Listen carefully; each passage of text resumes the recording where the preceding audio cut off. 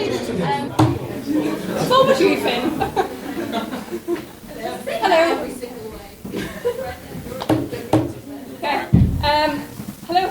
Welcome to this evening. Welcome to Litter Epic if you haven't been before, and welcome back if you have. My name is Mary Louise, and I'm going to be your chair for this evening and your president for this year, I suppose. First of all, okay, some announcements. As you can see, we have our Twitter feed up here. So if you want to tweet us any questions, go for it, and we'll read about it at the end. Not all of them. What else was there? Oh yeah, I wrote them down. Okay, so we have a few announcements. Debating Matters. We have a schools competition on next Wednesday, and it'll be held in the Union, I think. Yes, in the SU. So it's high school kids coming and debating. It's a bit of a different style than what we have. 3-minute speeches, and then they get a grilling at the end. So it's quite interesting to see how they cope, and they're really are fantastic debaters. So it's good to come and see. Lots to be catered to. So if you want a free feed, far away. Also, next week we have our intervarsity with the University of Ulster Coleraine. We have places on the opposition for the motion. This House believes the UK prison system has failed. So if you would like to speak in that, if you would like to give our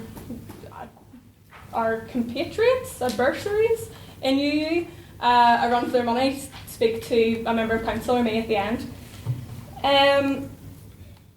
Okay, third, but probably most important announcement is we have registration for the Irish Times competition.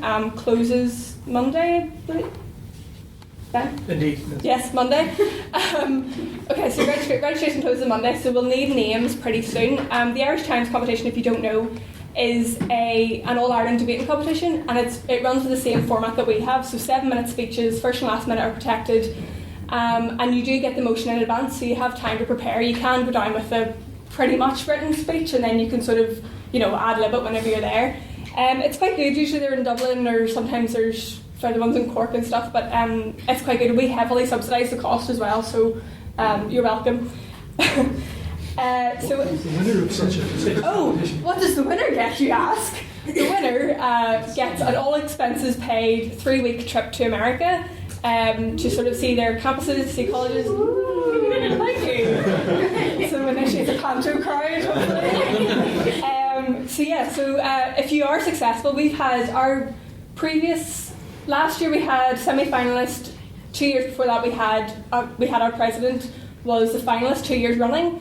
So although we didn't win, we've had a really good chance, and we've done really well in this competition over the years. So I think we've won 5 times out of 60. So out of all of the debating societies in Ireland, that's pretty good. So yeah, if you'd like to enter that competition, speak to any of us, but in particular Ben, who's first speaker on the proposition tonight. Opposition. Yes, opposition. Apologies. First speaker on the opposition. Don't speak to Derek. I'm sure Derek has no idea about it. I hear America's great. I'm pretty sure Derek is good. So come and speak to us about that. And last announcement we have is a very shameless plug for Poetry and Pints. So if you're here, I'm assuming that you have an interest in poetry or not. So if you'd like to go and enjoy that or heckle, no, only polite heckling, please. If you'd like to go and enjoy that or politely heckle, and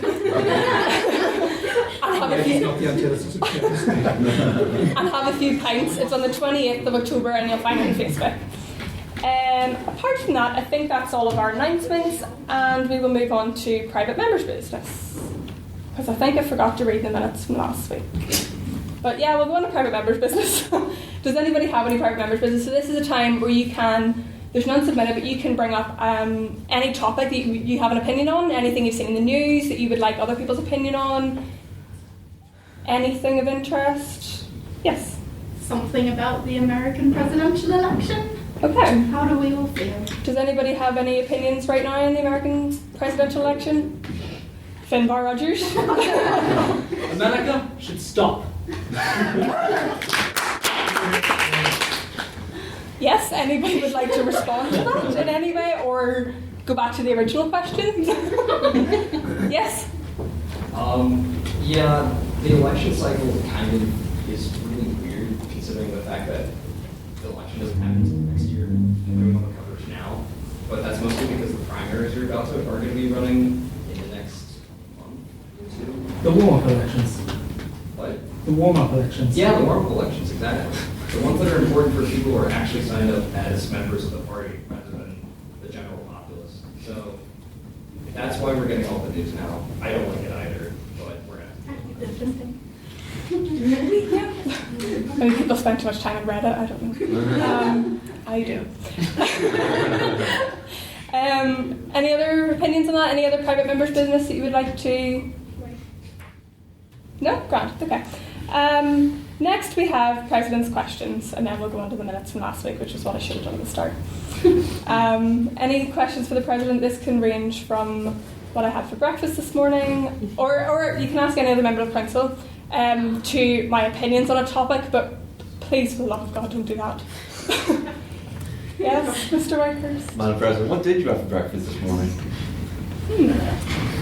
I don't think I had breakfast. I just had lunch today. Peanuts. Good choice. Yeah. I can't cook. I thought I'd throw something in. Like, usually it's a bad idea. This time it wasn't. Any other? Pardon? Update the Twitter. There's 5 new tweets. We have a notification, so we have to. No, you can go to our actual like feed, maybe, or like notification like actual. Okay, so we will move now to the minutes from last week's debate, which will be read by our lovely secretary, Mr. Robbie Whitehurst.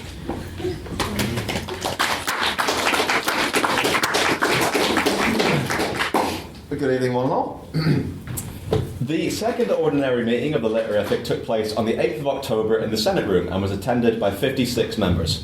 President's questions were heard from Mr. Ben Murphy, who inquired into the President's breakfast contents, and from Mr. Jack Thompson, who wished to learn the rules of the Irish Times competition. President Senate then announced the evening's motion, "This House believes cancer treatment is overfunded." Opening for the proposition was Miss Beth Malcolmson, who wished to make it clear that this was an emotive subject for many, and the topic should be broached as a matter of ethics.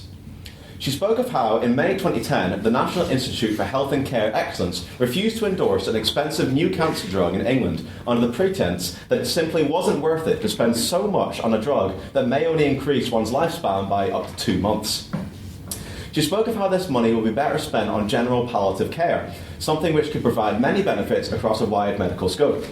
She informed the House that the UK outlay of £340 million on cancer treatment in 2014 was creating a postcode lottery, something which even cancer charity Macmillan labelled as not a long-term solution. Opening for the opposition was Mr. Thomas Thompson, who lambasted the proposition, saying, if anything, cancer treatment needed more funding in this country. Is something happening over there?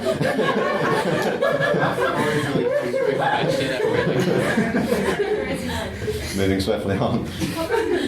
He asserted that at a time when the UK is far behind the rest of Europe in terms of treatment, and in a society where 54% of men will get cancer, the idea of reducing funding shouldn't even be entertained.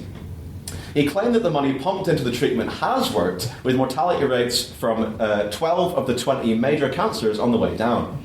He concluded by stating that in funding cancer treatment, by proxy, we are also funding other beneficial aspects, such as palliative care. Up next for the proposition was Dr. Craig Miller, who was quick to condemn charities such as Macmillan, who claimed that we will cure cancer, stating that cancer is not one disease and shouldn't be simplified as such. He pointed to a study in the British Medical Journal which stated 64% of government funding was going towards treating something which bore just 25% of the disease burden. In line with this, Mr. Miller argued that more money should be put into understanding other ailments, including coronary heart disease, the leading cause of death in the UK.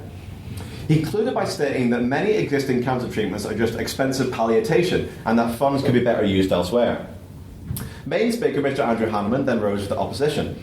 Mr. Hanneman was passionate, claiming that this motion would be a death sentence for so many vulnerable people in the UK. He was quick to clarify that treatments are indeed expensive, but they are justified, with the mean cancer survival rate doubling in just 40 years.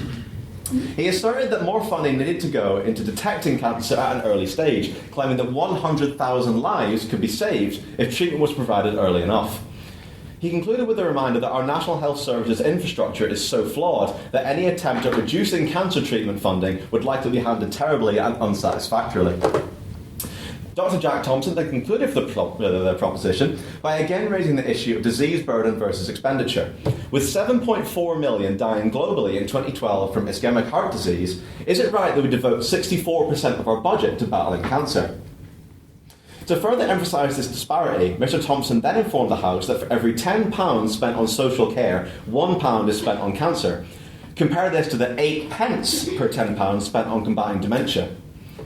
He concluded by stating that there is an inherent ageism present in the UK against diseases such as Alzheimer's, dementia and arthritis, with each of these diseases deserving more funding than they are currently receiving.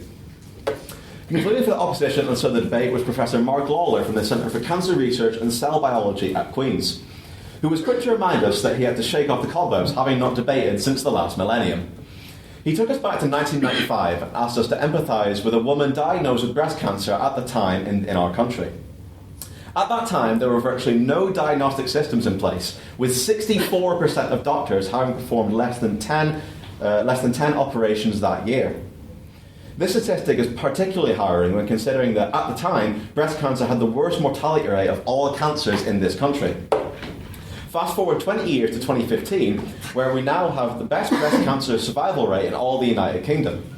Building from this, Professor Lawler claimed that it was naive to say our current funding wasn't working, and to suggest cutting the budget was an affront to Nye Bevan himself. The debate then moved forward where questions were heard from Jonathan Finlay, Jamie Cargill, guest chair for the evening, Professor Frank Key, Conor Hogan, Jeremy Muir and Finbar Rogers. A preliminary vote was taken based on personal opinion, which read 12 ayes, 18 nays and 21 abstentions. Another opinion vote was then taken after the debate to determine if the arguments of the speakers had swayed the House. This read 21 ayes, 11 nays and 7 abstentions. And finally, a casting vote based on speakers' performance was taken, which read as follows: 15 ayes, 11 nays, 8 abstentions. The motion was passed. Can I take the minutes as read? Thank you.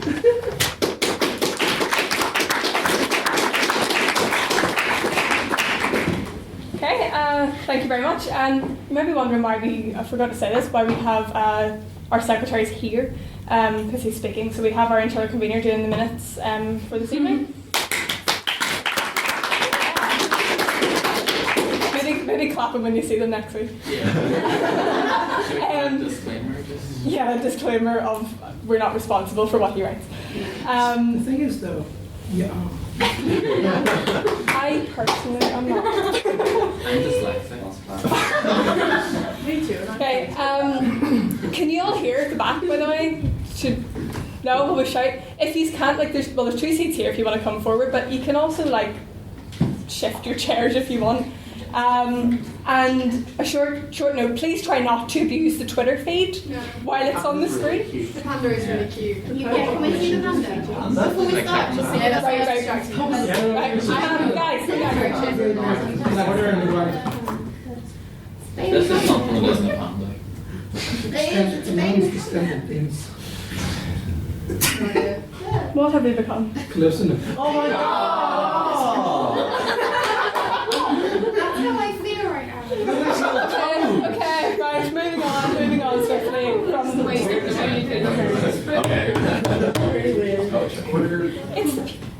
You should know better. Okay. Guys, please. Okay, so we're going to get started into tonight the motion for this evening, which is this House believes that poetry is pointless.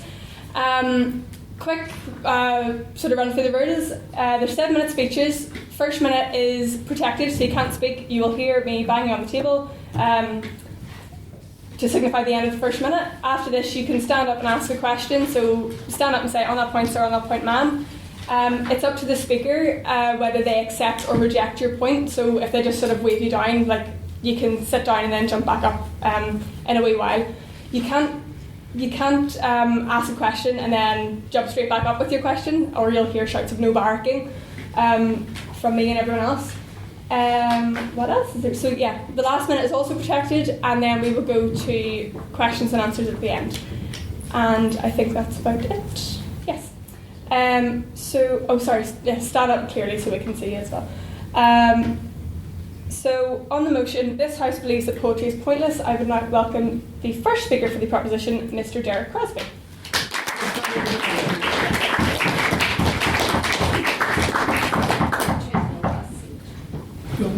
Okay, well, Go for this then. pass through enemy territory.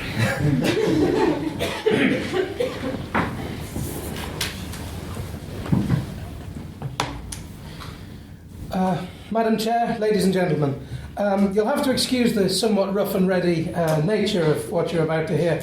It felt appropriate that in a paper designed to talk about poetry, what it should essentially be is someone essentially just talking to hear the sound of his own voice.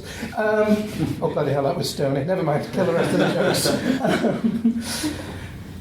As mentioned, my name is Derek, and myself, Jeremy and Sophie are here to try and convince you that poetry is pointless.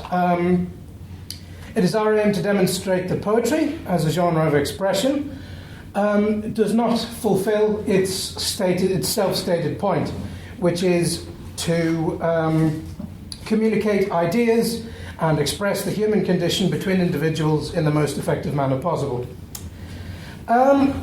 In order to argue that poetry does indeed have a point, the opposition must define before the Chamber the term poetry as a genre of communication in a way that makes it stand out, that makes it different from other forms of communication, that makes it unique. And I feel somewhat that they might have a problem with it. Yeah, right. I think he needs, quote, music raised to the level of words, or words raised to the level of music. Pardon? He needs definition of poetry, music lowered to the level of words, or words raised to the level of music. Well, this implies then that music isn't poetry. The music can't be poetry. Or rather, that rhythmic content isn't poetic. I really don't There's think no back sorry. What? There's no back and forth. Oh. Anyway, so while I was preparing, well, in the loosest sense of the word, for this motion, I looked at the definition of the term poetry in the Oxford English Dictionary, defined as the expression of feelings and ideas given intensity by the use of distinctive style and rhythm. Now, I feel that the definition presented there, and the one that I'll come back to in a moment, are essentially quite problematic, especially because the use of the word distinctive, which is a tremendously vague term. I mean, what is it that makes it distinctive beyond its mere distinctiveness? Are we essentially just going to talk around it? Likewise, as was raised earlier, the very existence of the term poetry and the differentiation of it from other forms of rhythmic expression, for instance, song or rap music, ballads, and other sort of expression, the very existence of this... Sir? Yeah, sure, let's have it. All of the things that you just mentioned are arguably poetry, so I don't see your point. You can respond if you like. But they're not. They have separate terms that define them. The fact that it could be presented that they aren't is indicative that there is a separate term, no barricade.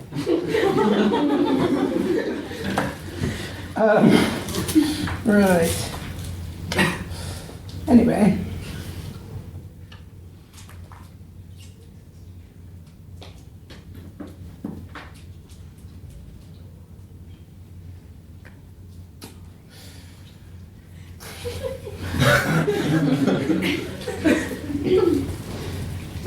You have 3.5 minutes.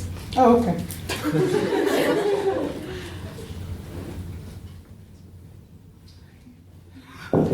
I'm on your team. I can't raise a point. On that lack of points, sir, is there... Denied. I feel...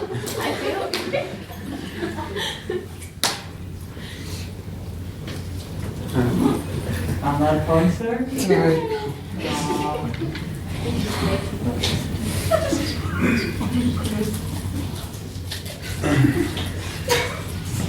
This job's easier than you said. Write this down, it's important. There's no back and forth.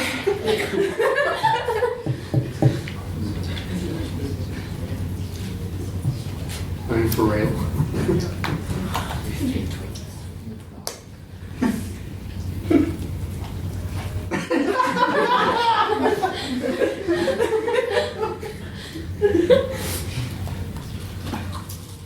On that point, sir. No. On that point, just No. before I lose the will to live.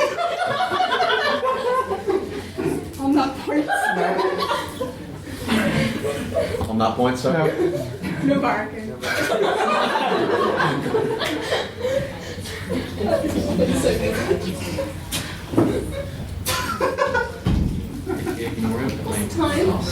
Time you gotta watch. Well, Just drinks and sweets. great. We're right looking up.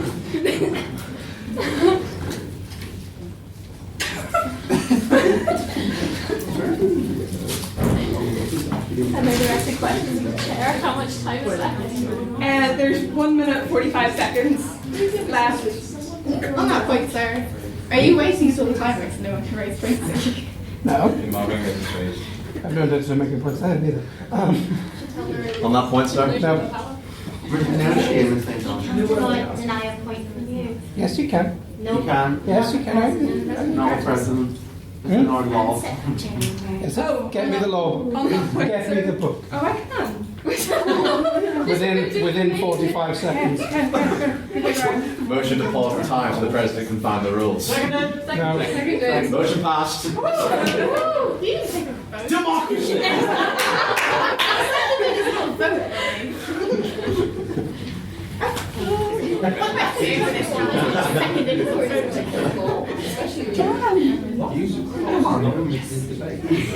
This is time off. I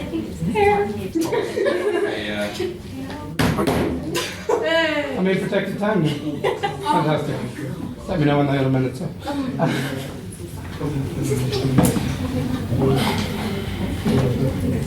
It's not my fault. I didn't write the trap. We could have just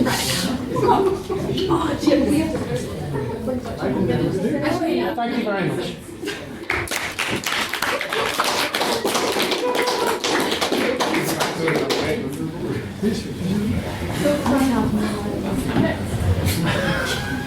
Okay, I'd like to thank Mr. Jared Crosby for making that the most difficult time of my presidency so far. This is the most difficult time of anyone's presidency. Yeah, most of the time of my presidency. And I would like to welcome our first, hopefully, speaker of the opposition, Mr. Benjamin Murphy.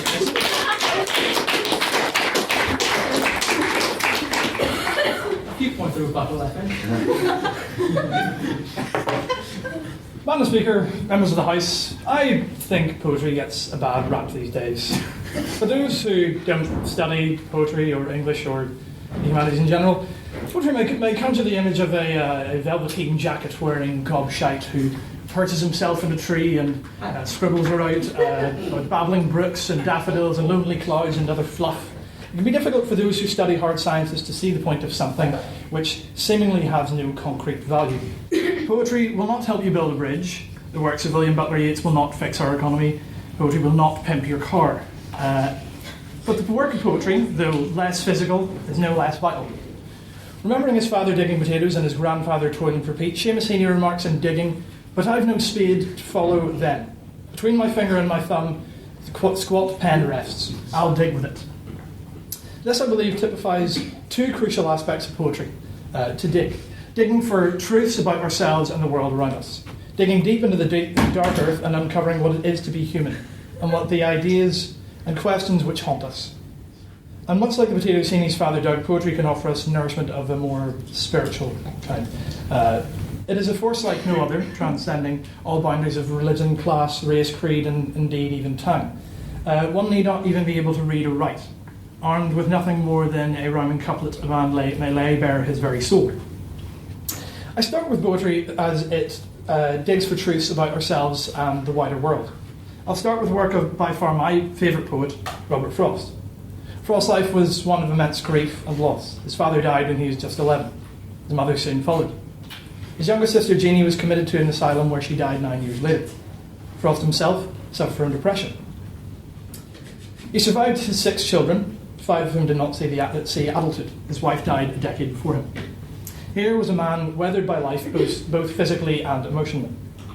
Frost's poetry reflects this. The truth is that life can be too much like a pathless wood where your face burns and tickles with the cobwebs broken across it, and one eye is weeping from twigs having lashed across it open.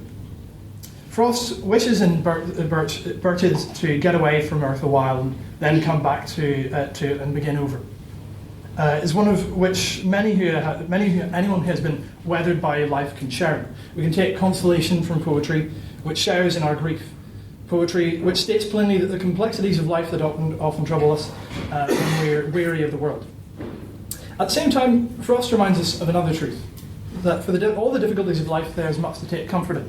Love. Beauty. Earth's the right place for love, C remarks in Birches. I don't know where it is likely to go better. Frost's work, I think, exemplifies poetry's capacity to uncover truths about ourselves and about our place within the world. He hated poetry which obscured its message behind too much imagery and metaphor. For him, poetry was not simply, in the words of George Sturtz, a pretty way of saying something straight, but a straight way of saying something complex. In this regard, poetry then is far from pointless. Poetry also allows us to grapple with deeper concepts and deeper questions of the nature of existence. How do we cope with the questions which prey on our mind at the quiet moments where our minds wander? How, for instance, do we come to terms with the inevitability of death? It is not necessarily the point of poetry to answer such questions, but to provide an important medium which forces us to ask these questions of ourselves.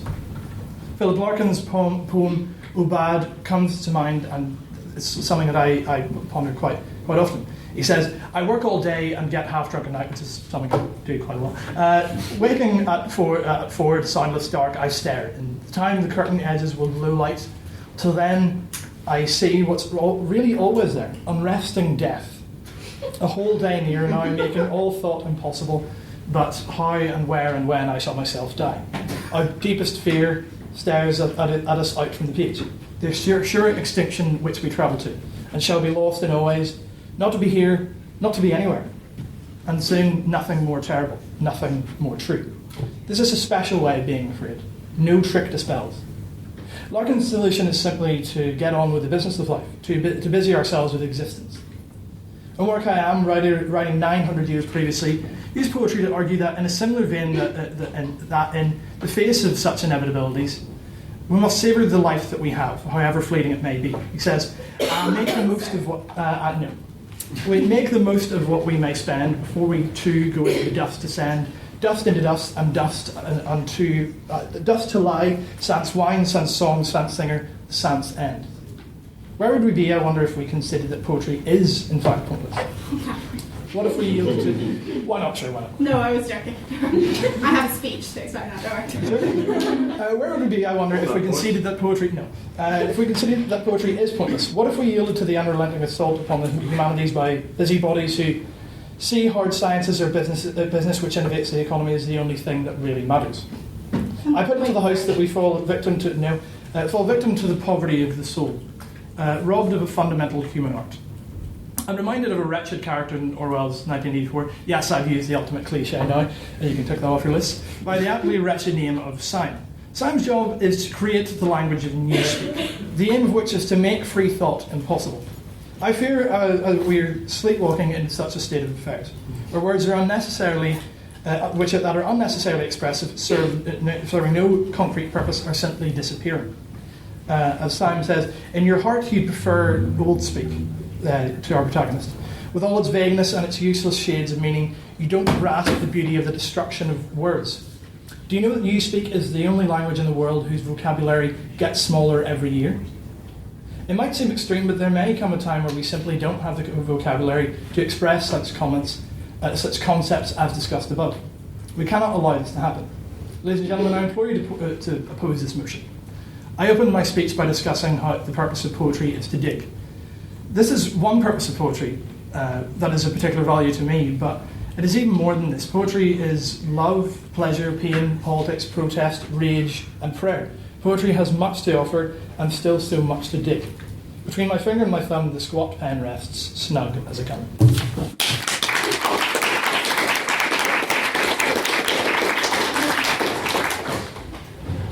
Okay, thank you very much. I would like to now welcome our second speaker for these propositions.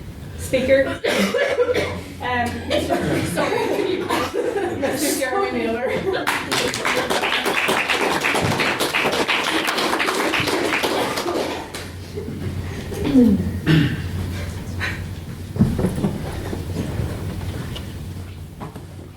Well, Ben, that was beautiful. I have to say I'm not quite sure about using poetry to prove its own point, but nonetheless. And, well, perhaps I can guess what you're thinking. Stand here on the grounds of a university that gave the world the likes of Seamus Heaney. And, Seamus Heaney. Now, some would say that's practically heresy. And, but here are a few things I would like you to consider, which will hopefully make my stance a little bit more understandable. Now, for the moment, I'm going to ask you to suppress your desire to stand up and shout, well, I enjoy poetry, that's point enough. And I'm not asking you if you think it benefits you, or even if it benefits a group of people. But what I'm asking is whether it can be argued that poetry is inherently beneficial, that there's something inherent about poetry that is of value. And is there something independent of your experience of it that is valuable? Now we can talk about how something might affect someone is one way to discuss whether or not something has a point. But we can also ask a different question. Not what is the point as in what is the reason for it, but looking at the point as in what is its message. What is the message of poems? And the interesting thing about poetry is it usually does not have a clear answer. There's no thing that we can point to. So poetry is often ambiguous. Now, stepping back for a second. No, thank you. Not right now. Poems, if we look at them, they're not didactic. They don't spell out what you should believe or what you should think or how you should understand them. Even an English teacher would emphasize the importance of interpretation. So while there are limits to what you can argue a poem means, poems by their very nature, I will say, are ambiguous. So allow me to give you an example. Oh, I forgot it. Can I have that, please? Yes. Oh, yes. This is from The Jabberwocky by Lewis Carroll.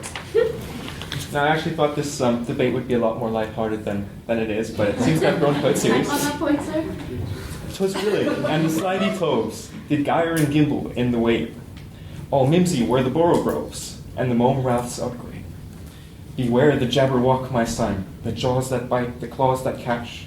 Beware the jujube bird, and shun the frumious bandersnatch. So, why did I do that? Well, most poems aren't quite like that. I'm going to say that. Most poems aren't quite like that, but clearly here you have to create your own interpretation. You have to fill in the blanks yourself. No, thank you. At the end. Not just this poem, but often others too are very ambiguous.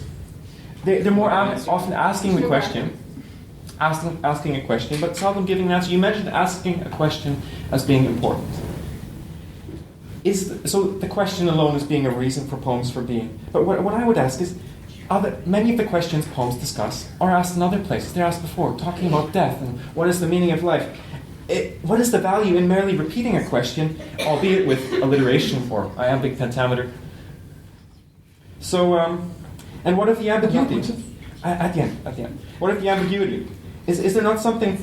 Is it not that we don't value ambiguity in physics? We don't value it in a physics paper or in a history paper, or we don't value it in a peace treaty. So why here? So at the end.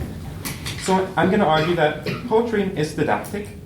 It, in some sense, depends on the reader being able to engage with it and interpret it. And most people wouldn't read a didactic poem. Most people wouldn't read a poem that's prescriptive, telling you what it means itself. So because it doesn't have one message, because poetry doesn't have clear message all the time, I would say, one might say, it depends on not having a point. On that point, sir? Okay, go ahead. Thank you. Surely. Just stand up, please. Yeah, Unless you are. The authorial intent. A lot of poems are written with a point, and it's up to us to find the point that the person is making. They are constructed with a point. I understand that. Aren't as ambiguous as you seem to think that they all are. Well, I understand that there are limits, that there are things that clearly an English teacher or a professor would say that that cannot be argued. Things that are nonsensical, saying that a poem is talking about something completely different, like spaceships, when it's actually talking about the journey through life. But at the same time, I am arguing that poetry depends on your ability to engage with it and interpret it in some sense. And interpretation, I would say, is key to all literature, not just poetry. And in that way, if we're talking about a point as a statement of what it's supposed to be about, then I would say yes. more often than not multiple answers, and so poetry doesn't have a single point. Not a single point. There's no back. No right point. I mean, well, not one. All right, okay. Go ahead.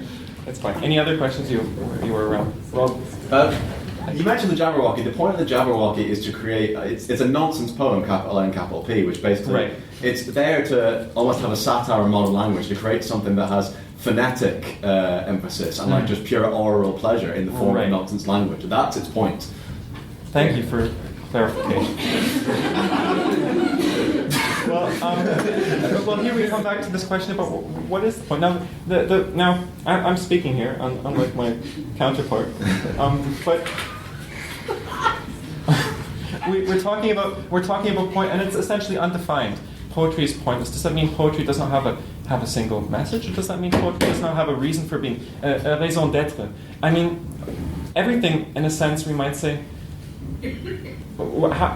On some level, everything doesn't have a reason for being. I mean, why are we here? Why are things just are the way they are? Not necessarily through some divine or given from above reason. It doesn't have to be that everything is like in philosophy we talk about Plato's world is the world of the forms or something. So that there's something above what is here, and that somehow embodied by something where we have in an art or in a poem. I mean, if we just look at here, right now, then we can perhaps say that poetry doesn't have a single point, or even a reason, really, any more than anything else. Okay.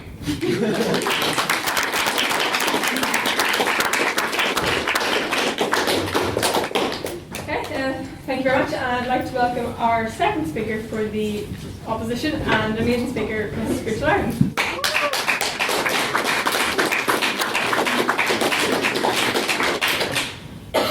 Oh, that's difficult to follow. I'm not too sure how to start this as formally as everyone else, so forgive me for not addressing you all properly. To quote a recent tweet I saw, if that's allowed, from poet David Wheatley, reading Philip Larkin's poetry aloud on trains is one way to ensure no one sits beside you. And if poetry has any point, I feel it's to make sure no one sits beside you on trains. Thank you for the support. So my argument, I didn't think it would be anything new or useful to sit here and quote poets at you. They often have a beautiful way of speaking, but I'd like to remind you all, if I might, of your days at GCSE English, when you were forced to read and analyse and recite, and consider maybe that gave you more skills and qualities than you give your GCSE teachers credit for. The words transferable. Yeah. No. Oh dear. Denied. I've changed my mind. It's gone. Yeah, but I stand by that it gave you more skills and qualities than you perhaps give it credit for. The words transferable skills get thrown around a lot, but I truly believe, and I hope that you'll all agree with me, that poetry is not just a way to write in couplets and iambic pentameter, that it gives you a deeper understanding of language. Even if it is nonsense words, that's still a deeper understanding of how to utilise language, a deeper understanding of the world around us, the past, the present, the future. All of these things are entailed with these sometimes very small, sometimes very big and grand poems, which are indefinable in many ways, which I'm sure the opposition will not be happy with, but they are in many ways, for me personally, indefinable, and that is their point, is that they are able to give us a very unique perspective while strangely being indefinable. I started with my third point instead of my first, so I'm sorry. In terms, other than the most basic point of transferable skills and understanding of language and good communication, which are all things you're all going to need to get employed, so when you get a job, make sure you throw a little tip of the hat to your... On that point. Neither, thank you. Poetry as well is nothing new. We can look as recent as our GCSE years or as recent as yesterday. Poetry has spanned all of time, and it's survived for this long because of a reason. I don't think it would have survived as long if it was pointless. On that point, yes. I think that is true that poetry has survived a lot. But when we look at things like haikus, which are ancient art forms, and we look at how people use them today, I mean, they were in the event page. Can we really still say that that has a point when we've taken this beautiful ancient art form and we've just twisted it? I don't think there's anything wrong with twisting art forms. I think it goes back to the idea of interpretation. I feel a lot of times it can be dangerous to keep things sacred because it sets them on a level and you feel untouchable. Whereas another point of poetry, neat segue, is that it's so accessible. It's one of those few things in life that is a great social leveller. As someone said earlier, my mind's gone blank. You don't even need to be able to read or write as long as you have. As long as you're able to process information in any way, be it braille or by listening or any way, you can appreciate poetry. And the fact that you can take your own interpretation for it is what makes the point. It gives us a unique understanding into ourselves as much as it gives us a unique understanding into the world around us. As I was saying earlier, it's nothing new. It spans all timescales, it spans all languages, it spans all people. And as poet Jackie Kay says, it manages to express people's love. I said I wouldn't quote, but she's a small poet, so I'm allowing it. It manages to express people's love, people's grief, people's loss, and intense moments of their lives. It gives a voice to the voiceless. And I think, if nothing else, that is surely one of the most important points, if you will, that those who have previously been unable to speak and will never perhaps be able to speak in places like Parliament buildings, that they have a voice and they have a way to tell their stories, and to let us experience things that we may never experience ourselves, sometimes very fortunately, which is one of the great things of poetry, that it can allow people who would never be able to share their stories and experiences to share them. It's in the same vein, it's a creative outlet. It's very important for me personally, for my creative health, for my mental health and well-being. I think there's nothing more therapeutic than writing a poem, or anything for that matter, and then maybe turning it into a poem. Not everybody agrees with me on that point, but it's a point nonetheless. It is a unique form of expression, and one that, strangely, along the same line as comedy, has a sense of artistic immunity. I go back and forth on this because, as I said earlier, it's very dangerous to keep things sacred, but I think poetry's artistic immunity, if you will, that's probably not the best term, is what makes it have a point that it can say so much in so few words, if that makes any sense. I feel that it is vital that children and young people... Oh, sorry. Yes, go ahead. Doesn't really say anything. Pardon? Everybody says anything at all. It barely raises anything at all? It doesn't raise anything at all. What's that? I think that's the point of in poetry, that there is this back and forth, that what you can say in very few words has a lot of meaning, and I think that what you can say in many words may not have a lot of meaning, and that may be the point. The point of poetry is that there is no point. To go against everything I've said, the point of poetry is what you want it to be. And this is what happens: you look too deeply into a subject and then you don't believe anything you say. That is not true. I firmly believe everything that I have said in this speech, that it is important for transferable skills, personal and mental growth, mental health and well-being, self-expression, good communication and analytical skills. Have I run out of time? 20 seconds. Oh, okay. Oh, 20 seconds. I'm fine. No, I've saved my piece. Thank you all for listening.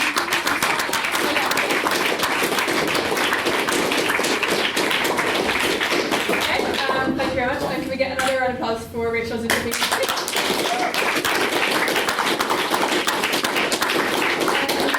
And I would like to welcome the third speaker of the proposition and closing for the proposition, Miss Sophie Stratton.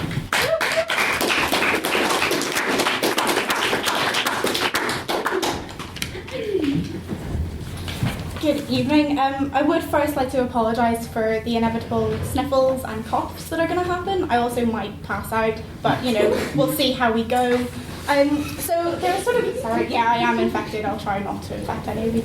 There are three main things that I want to talk about today. The first one is that I want to have a little chat about what the opposition, I've never spoken proposition before, so it's a bit odd for me, what the opposition have said and effectively tell you why they might be wrong. Then I want to have a chat about sort of the number of people that wanted to speak for the opposition this evening compared to, I also forgot my prop, could I have Thank you. The number of people that wanted to speak for the opposition this evening compared to the number of people that wanted to speak for the prop, and maybe think about why that might be, and whether or not that's actually true when we look at how many of us actually think about poetry in our daily lives. And then finally, I would like to talk to you about a gentleman called David Orr. And I'd like to talk to you about how his sort of relationship with his own work in poetry, I think, really proves the point of the proposition this evening. That's meant to be funny. And how really that does help us show that actually even those who work in poetry do often agree that poetry is pointless. So first of all, to discuss what the proposition have said, I do think that we've sort of been given a lot of aspects of poetry and a lot of points of poetry, but I do kind of feel at the moment like there hasn't been one clear point that's come up. And it doesn't seem yet like there's going to be a thread throughout the opposition's argument. And so there's a lot of things coming out about, poetry tells us this and poetry tells us that. There doesn't seem to be any one clear thing. No, thank you. And that sort of means maybe the proposition haven't been attacking the motion as much as they could. The second thing is Rachel's final point there about maybe the point of poetry is that there is no point to poetry, which is my final speech, my final point today. So I am going to run through that in a bit. So firstly, to move on to my main point, as far as I'm aware, there were a lot of people this evening that wanted to speak for the opposition and that wanted to stand up and defend poetry. And in a real cliche of debating, I was initially one of those. I do love poetry, and I would like to make that clear from the start. And in comparison, there weren't really that many people that wanted to speak prop. I know for me, one of the reasons that I sort of wanted to speak up, I do keep the nation's favourite poems on my coffee table in an attempt to look vaguely cultured, so that when people come over, they're like, oh, she reads poetry. I don't. I've never opened this book before today. Yes. I've never noticed that. Yeah, I was going to say, people do come over and I don't think they do actually say it. So based on that, I do want to do sort of, a quick social experiment, if that's okay, because what is the point of debate societies if not for social experiments, really? So what I'm going to do, I'm just going to open this to a couple of random pages. And I am just interested to see how many of us have actually read the nation's favourite poems, because I have a sneaky feeling there's not going to be too many of us. Yeah, right. Which nation is it?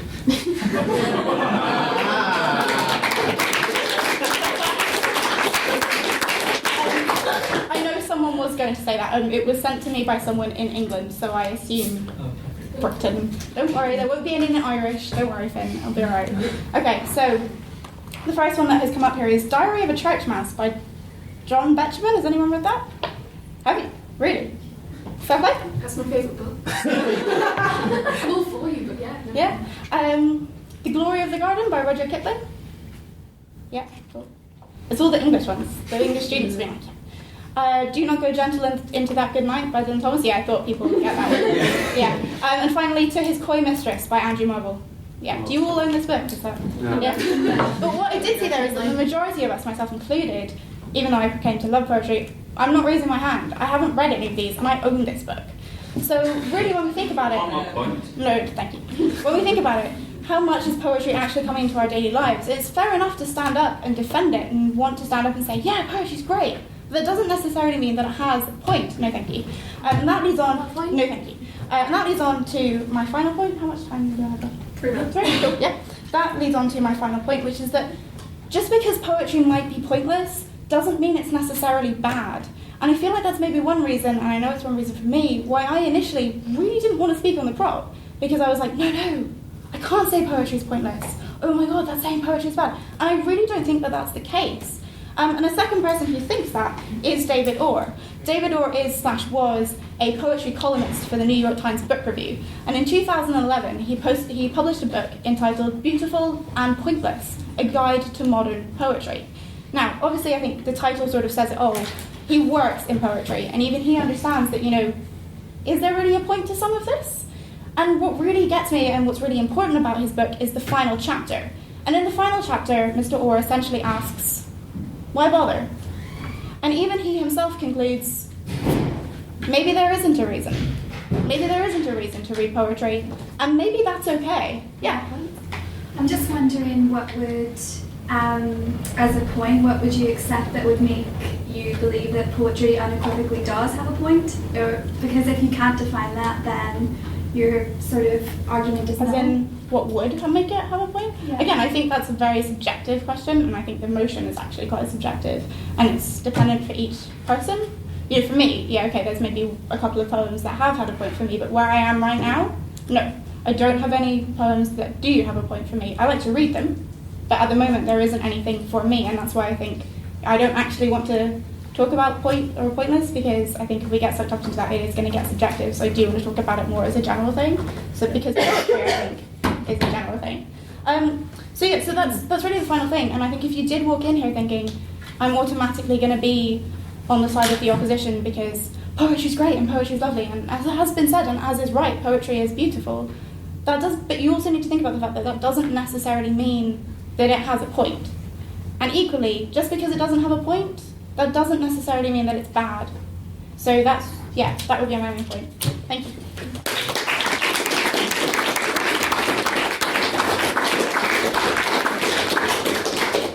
Okay, thank you very much. And I'd like to welcome the third speaker for the opposition and closing the debate for this evening, Mr. Robbie Whitehurst.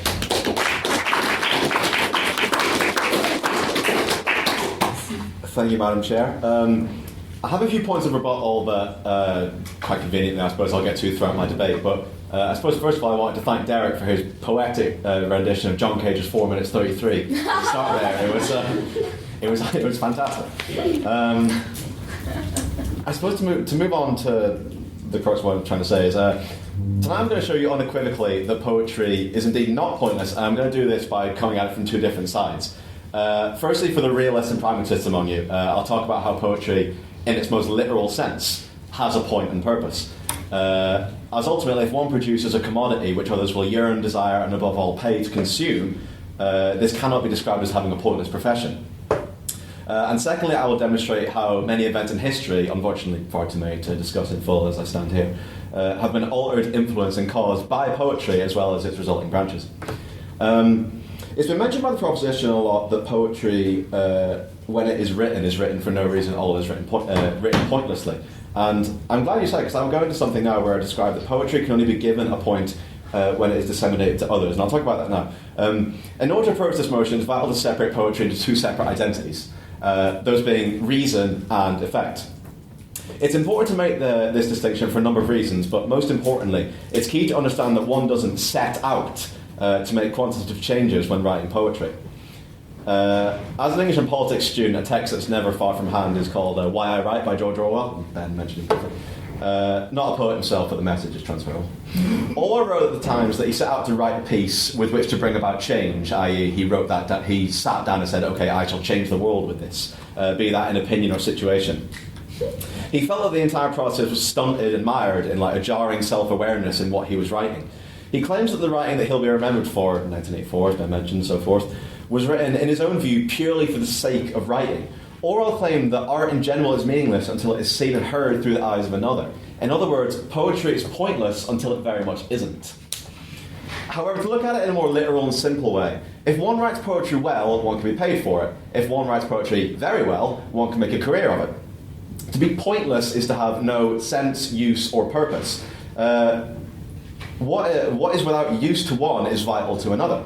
Poetry literally gives tens of thousands of people an income, a purpose, and above all, a point. No, thank you. On that, this isn't a matter of opinion, this is simply the truth. With that now, I'd like to move on to the juicier, more historical, significant aspects of poetry and rhyme. August 1968. The Soviet Union invades Czechoslovakia with 500,000 troops, overthrows the existing government, and implements the Communist Party of Czechoslovakia over the space of 2 days. There were 108 casualties. The Soviet forces knew the importance of conducting an erasure of art and culture in the city. It was the last barrier to achieving complete censorship, I'm sure you agree. So all books, manuscripts, art and poems had to be sent to a federal department, where all anti-government sentiments would be removed. The Soviets named this a process of normalization. On that point, sir. No, thank you. If any of you'd enjoy the process, the idea of being caught in a process of normalisation, I'd be very surprised. Within one generation, just 21 years later, the regime collapsed amid laughter and ignominy without a single loss of life. A student protest led by playwrights, ironic essayists, jazz players, rock musicians and poets swept the country.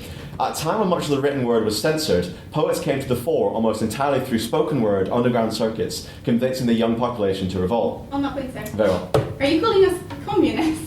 Is that what you're doing? Are you saying that we're removing Where is the this? library?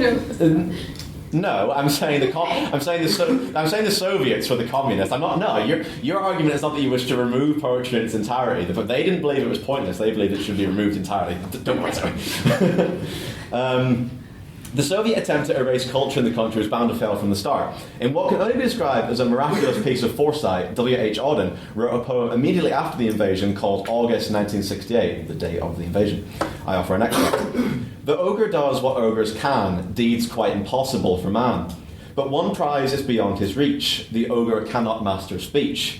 About a subjugated plain, among its desperate and slain, the ogre stalks with hands on hips, while drivel gushes from his lips. I shan't insult your intelligence by explaining the symbolism. Should we one day be faced with an indestructible machine of war, we know for a fact that it will have one crucial flaw: the operator. Poetry can influence any and all. Now, forgive me as I move from one issue of great conflict to another. The African-American Civil War author Frederick Douglass wrote that the civil rights movement won't be brought about through violence, but pictures. Not physical pictures, obviously, given the time, but images planted in the minds of North and South alike. The image of southern trees bearing strange fruit, black bodies swinging in the southern breeze, blood on the leaves, verses I'm sure you're familiar with. Strange Fruit was a poem written by Abel Meeropol in 1937 in response to the torture and lynching of black men, women and children in southern America. 2 years later it would be set to music and covered by the astonishing Billie Holiday. The importance of this, Meeropol's magnum opus, simply cannot be overstated. At a time when African Americans had no voice, this poem was a gallant roar. Insofar as Atlantic Records founder Ahmed Ertegun described the poem as a declaration of war, the beginning of the civil rights movement. No, thank you. To conclude, saying that poetry is pointless is asinine in both a literal and historical sense. Poetry has given meaning to some, purpose to many, and inspiration to all. I beg you to oppose the motion this evening. Thank you very much.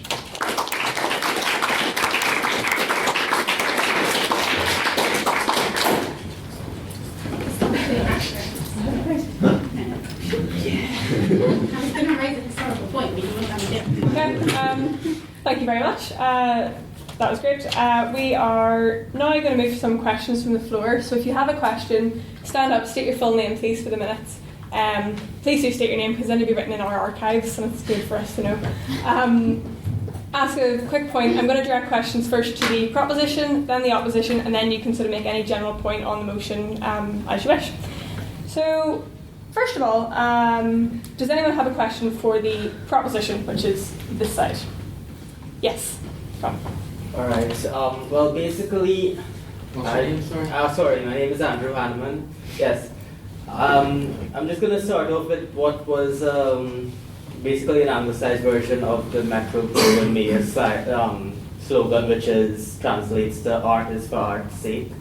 So I think one thing that maybe wasn't touched upon completely is the fact that yes, maybe art doesn't have art's point is not to have a point or whatever, but art is for art's sake. The point of art is unto itself, and that is what divorces it from other forms of thought or expression. Like maybe let's say a mosquito has no purpose unto a human being, but it has a purpose unto itself, and that I think because of the fact that we are thinking of it for a utilitarian purpose unto ourselves. That's sort of a selfish sort of motion, but if it's something that we can just appreciate, I think that is the whole point of it. So, thank you. Would anybody like to respond? Yeah. Okay, essentially that does make some sense to me. It does make quite a lot of sense, but artists for art's sake, it is kind of a circular argument. It doesn't seem to be going back to anything. It seems to just beg the question, or just presume what it's trying to prove to be true. So But yeah, I would empathize with that. And just before all the questions start coming, I would say too that a debate is, especially one as controversial as this, it's not just about the opinions of the speakers, but rather that through the debate we come to a better truth. So.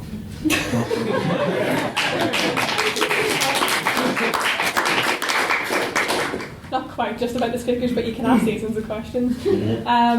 Okay, so do you have a very brief response to that? No? Okay. That was really No. Poetic, one would say. So do we have a question for the opposition from anybody? Yes? State your name, please. Me? Yes, you. Rosie. Robbie, you were saying that so poetry has a point because people buy it, it's in demand. However, that conveniently overlooks amateur poetry, which is probably like a vast majority of what poetry actually is. It's the poetry that barely anybody sees, isn't published, doesn't make any money. So it's great to say that like poetry has a point because it makes money. But if you were to round up or down, you'd probably say that actually most poetry doesn't make money. Most people don't read it. It doesn't affect most people.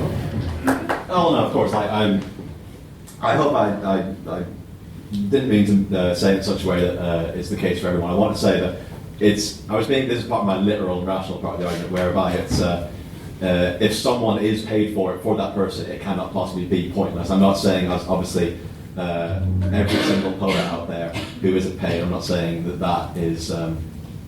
It is obviously an injustice that some people cannot be paid for their work. It's the amateur poets that are struggling in this day and age. But it's more a case whereby if someone is prepared to pay for something for that person, it cannot possibly be pointless, i.e. in society it has a point, it has a purpose. So that was just part of the literal sense of the argument. Okay. Thank you. Do we have a general point sort of on the motion, abstaining on the motion? Lots of them. Yes, James. James. Whether to say it or not. The debate got kind of stuck in the problem that's actually philosophical and not based in English, which is where we find meaning in things, and the problem of subjectivity. So because something is subjective does not mean that it is either meaningful or meaningless. And I think part of it was a good debate, and I really enjoyed all your speeches, even Derek's. But like, I think that no one really grasped firmly on this idea of what is the difference between something being subjective and is there even such a thing as objectivity whenever human beings are involved, and how is that related to the idea of meaning? And I was wondering if anyone would like to clarify. Okay, thank you. We will go to the proposition for response first. I'm not sure how to respond in that way. Well, it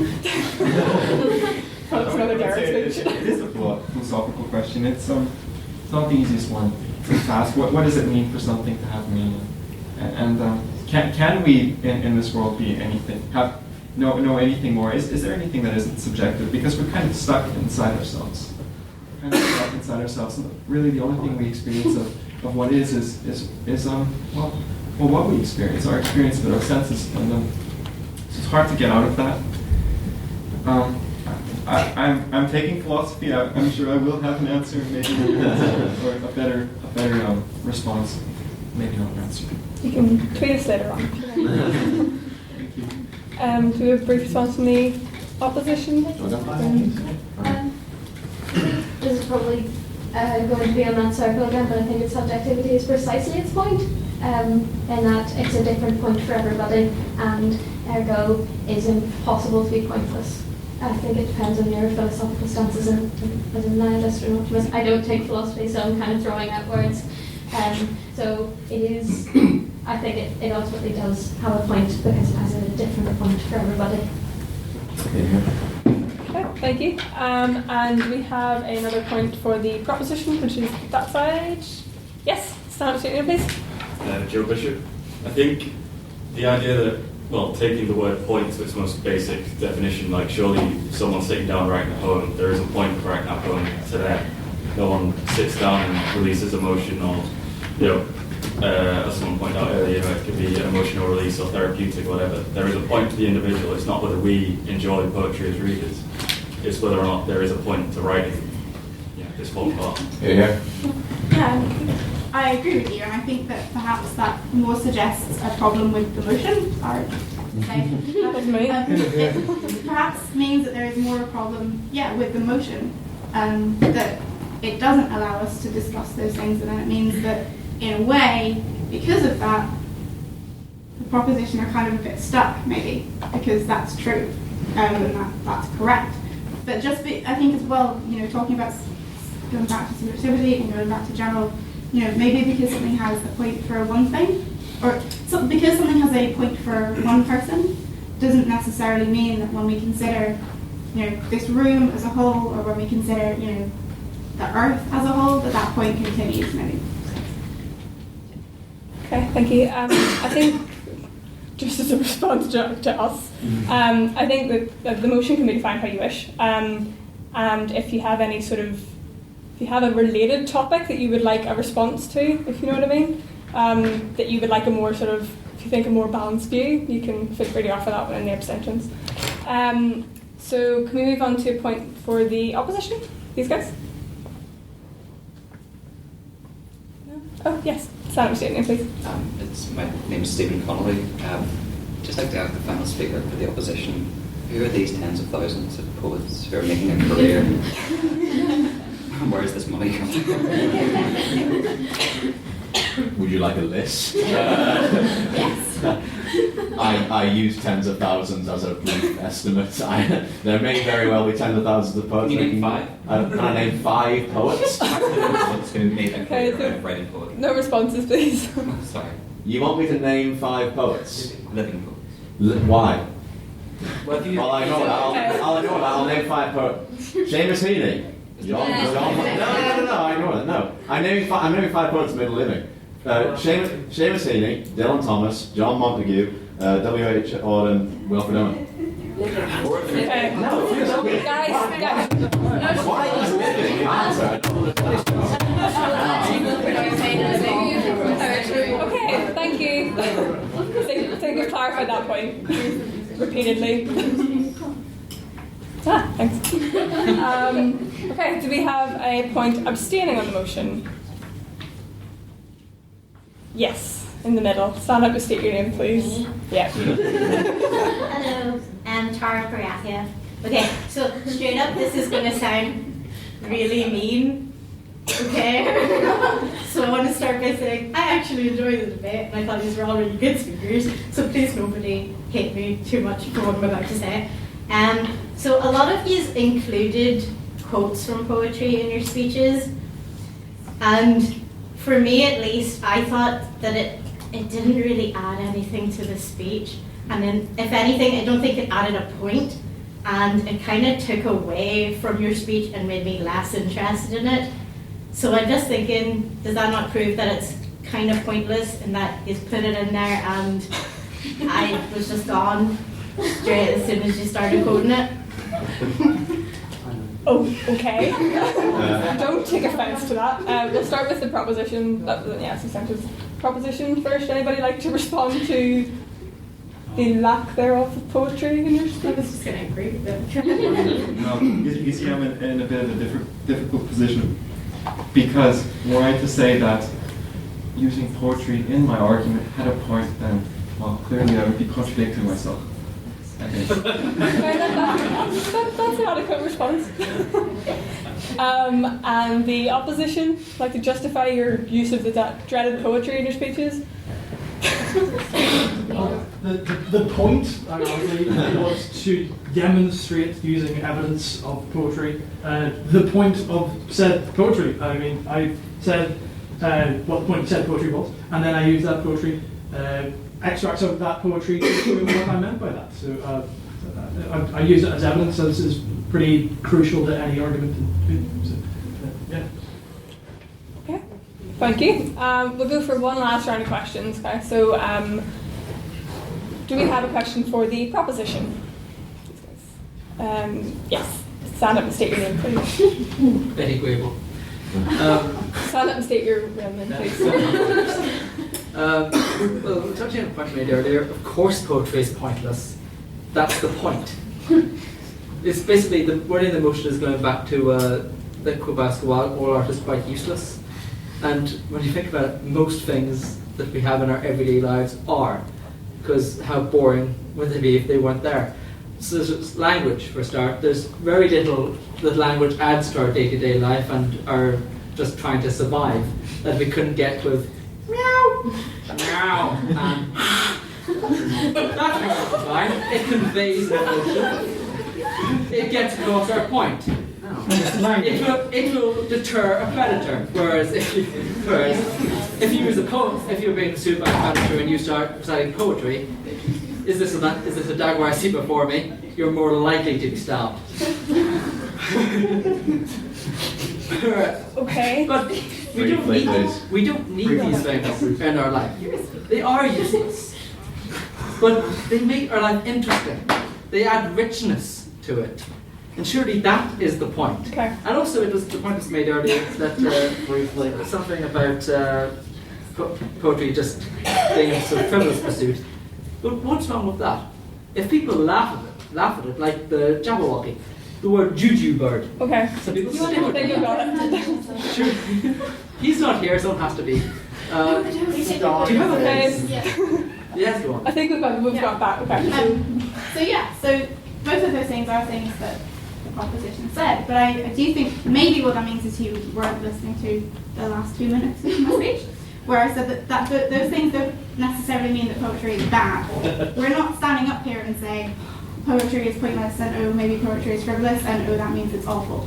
That's definitely not what we're saying. And I mean you're right, there are lots of things in our daily lives that are pointless. I like to listen to Taylor Swift and dance around my kitchen. That has no point for anybody, including myself, but it's a lot of fun. And I think we treat poetry in a similar way, and we're not necessarily trying to say that it's bad or that something being pointless means that it's automatically a negative thing. And I think that maybe that's been mixed a little bit. Thanks. Okay. Thank you. Do we have a question for the opposition? Tom? Yes, on the floor here. Could you make the effort to stand up? Calvin Black. Just before I ask, this isn't a serious question, so does anybody want this a serious question? Yeah. Okay. For the third speaker, can you name 3 poets who are living and you can? It was 5. 5? Sorry, well, I said 3 and now he's not going to accept it. Sure, so. Okay. 3 living poets. Out of interest. 3 living. You can tweet them later. Do we want right? Dylan Thomas. He died in 1988. 30 years ago. Okay. Michael Got today I learned. Michael only. Okay, excuse me. Sorry. No. I know. One person, please. Before I defer to Ben Murphy, can I ask, why is the living aspect so important? Can I get a point of clarification? Briefly, yes. I have no idea. I just wanted to. Okay. I defer to Ben Murphy. Okay, thank you. All right, So the point. Okay. The point is, so we can. You said that there was a career being made out of poets, or poets had careers. So 3 living poets that have careers that are worth something now. If you can, if not, you can defer that question. Okay, thank you. That's fine. Okay, so we have. Paul says Yes. 150 people make a career across the world in poetry. Very, very briefly, yes. Oh, fasting. Michael Longridge, Nate Morrissey, Gary Carson.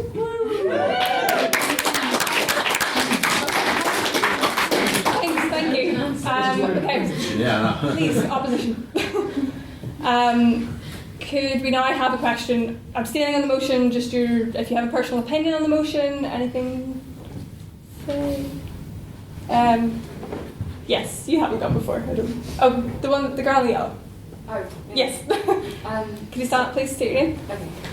Hi, I'm Alice. So I don't think that the parameters of poetry, in fact, have still been clearly defined. And so in that sense, I feel like this has all been kind of going round in circles to some extent until somebody defines what poetry is and neither deny or stand for it. So I think maybe if we can agree that there's some consensus, or at least there are a lot of people who identify poetry as a medium, then and that it's distinct, because the first speaker talked about how it's a distinctive form of speech. It's distinct from prose, it's distinct from film, it's distinct from art, then that's what you've got to go by, the fuzzy parameters. So presumably if someone was asking about the point of another kind of medium, like the point of debate or the point of film, you'd say the boundaries are, the parameters are fuzzy. You know, if you're having a debate in a pub, is it still debate? If it's a film on your phone, is it still a film? But the overall thing is that they're defined by their content, essentially. That it's the point of them is the proliferation of ideas, which means implicitly the point of each example of that medium is its idea. Okay. So I don't think anyone hit that, but then I don't know what people think. That's fine. Thanks. Maybe I should go to the first speakers if you would sort of just define your definition of poetry. Yes? Silence? Okay, fair enough. I think it's something that's come up in this debate, I guess. Just you were talking about the parameters there. As you mentioned, the oral negative definitions, poetry is defined simply by what it's not, but then a lot of things are also defined by what it's not. It's quite interesting that although we've heard a lot about what we've heard a lot from the opposition about poetry has the potential to be this kind of almost plebeian force that even the illiterate can mobilise and that can be used for art. I noticed none of their examples tended to speak of these people. The examples they gave tended to be fairly well established, fairly stale, fairly pale, fairly dead individuals. When you talk about the consensus, that's an interesting point because whose consensus are we talking about? Again, there's almost it seems to me that poetry can be used occasionally to sort of blot out certain kinds of expressions. I know this is poetry, but this is not. I sort of answered your question with what could best be described as another question. Sorry about that. But yes, the need to define parameters is something I was going to get back to. Okay, thank you. And we could go to the opposition side. First bit, someone else can take it if you want, but... Well, to go by your definition that you give, literary work in which the expression of feelings and ideas is given intensity by the use of distinctive style and rhythm. To give the most concrete example of that I can think of off the top of my head would be the fact that poetry arguably would be the genesis of what we would now today be considered news. I mean, in medieval times, even before, the best way of conveying information was to use the very unique style and rhythm of a form like lyrics, which are indeed poetry, to convey information. It's much easier to remember things and convey them to a wide group of people if there is an element of style, like rhyming couplets, to convey to people in something like a balladeer, for instance. And then those people remember that, and then convey it on to other people, and then they convey it on to other people. And then that becomes a culture and a medium. And that medium is therefore has a point in that it conveys something using the distinctive style and rhythm. So using your very same definition, I would say that arguably does have a point in conveying information. Can I add, or is that not one? No, so it's just one per side. Okay, well, thank you very much. That's our last question. The debate will continue in the pub, I'm sure. We're all going upstairs in parlour, so before we take a vote, I have a few announcements. The opposition have to. Yeah, okay. A few announcements. So yeah, we're all going to go upstairs to the parlour. So feel free to join us. And if you haven't been before, just come along. We're also going to be shepherded that way. Secondly, we have Irish Times. I mentioned closed on Monday. So preferably speak to Ben afterwards if you would like to enter. You've sort of seen how this style of debating goes. It's not too bad. So if you would like to get involved, what is next? Next week's debate is this House believes the UK prison system has failed. So if anybody would like to come along or speak in the opposition, which is the side we've got, please come and see us afterwards. And we also elected our first year rep this week, which is Miss Sinead Burns, who's not here this evening, but she will be next week. So that's all I have. Okay, so we're going to go to a vote now. So the first vote is going to be based on your personal opinion. So the motion tonight is this House believes poetry is pointless. So for all of you who would agree that poetry is pointless, could you raise your hand and say aye? I think that's 4. Aye. Is there one right there? Oh yes, 5 pounds. And for all of you who think that poetry isn't pointless, raise your hand and say nay.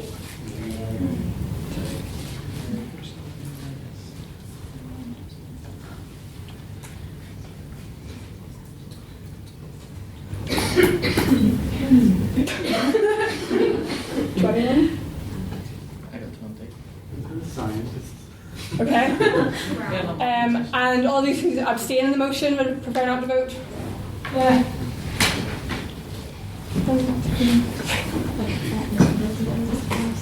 7, 8.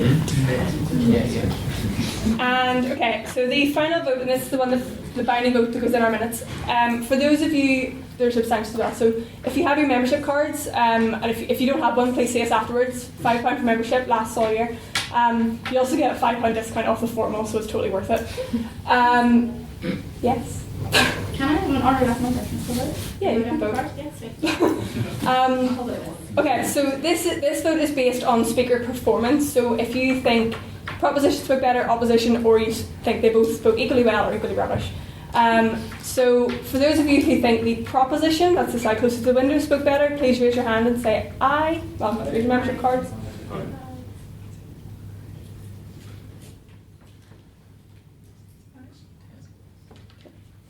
can't see around there.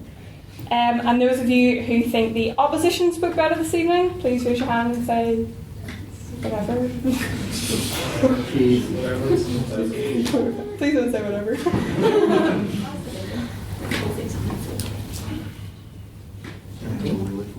Okay. And those of you who think that they both spoke equally well or equally rubbish. We won't ask you which one, do we? Yeah, in the pub afterwards. Harder. That's here. Okay, so based on speaker performance, the opposition won this evening, which is the second.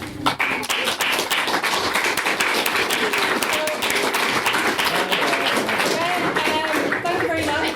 Thank you very much. Please join us in the parlour bar afterwards, where we're all going now. Thank